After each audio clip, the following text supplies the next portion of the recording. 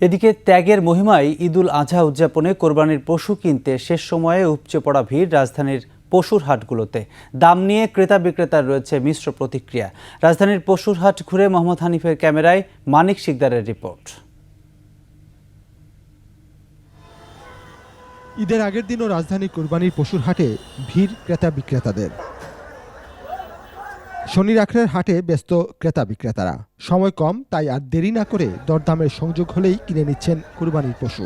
এটার দাম আমরা 2,80,000 চাইতেছি, বুঝছেন, 2.5 লাখ টাকা কইতাছে, আমরা দেই না। হ্যাঁ, পছন্দ হয়েছে, প্রাইসে হচ্ছে না, আর যেটা প্রাইসে হচ্ছে ওটা আবার পছন্দ হচ্ছে না। এরকম হয়তো গতকালকে আসলে হয়তো বা পেতাম, এখন তো শেষ হয়ে গিয়েছে না। এবার বেশি চাহিদা মাঝারি আকৃতির গরুর, তবে দাম বেশি বলছেন ক্রেতারা। আমি মিডিয়াম সাইজ মাঝারি ধরনের গরু কিনতে আসছি, কিন্তু মাঝারি ধরনের গরুর দামটা একটু বেশি, একটু আমার কাছে রিজনেবল মনে হচ্ছে না আর কি। বিক্রেতারা বলছেন মাঝারি আকৃতির গরু বিক্রি হয়ে গেলেও বড় আকারের গরুতে ন্যায্য দাম পাচ্ছেন না। অনেকেই লোকসানের কবলে পড়ছেন। বড়গুলো গরু নেওয়ার মতন ক্রেতা নাই। এরা ছোট গরু দাম কয় 2 লাখ টাকা, বড় গরু কয় 2 লাখ টাকা, মানে এদের বাজেট কয় আমাদের 2 লাখ, ছোটটাও 2 লাখ, বড়টাও 2 লাখ।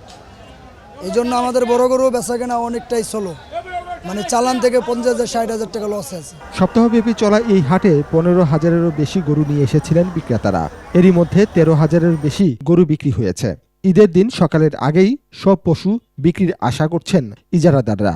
হাট আছে এখানে, মানুষের নিশ্চিন্তায় আপনার ক্রেতা বিক্রেতা দুজনই আরামে বাজার করতে পারে।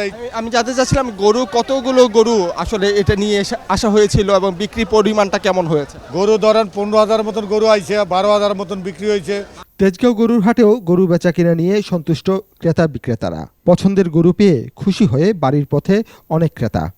আমরা কালকেও হাটে এসেছিলাম, গতকাল মানে সুন্দর করে হাটে এসেছিলাম, তো গতকালের থেকে আজকের দামটা একটু চড়া। গরুটার দাম, আমরা দাম তো চাই 60,000, বুঝছেন, 30-35 হলে বেশি এলাম। রাজধানীর প্রায় সকল হাটের ব্যবস্থাপনা নিয়ে খুশি সবাই। মানিক শিকদার, 21 টেলিভিশন, ঢাকা।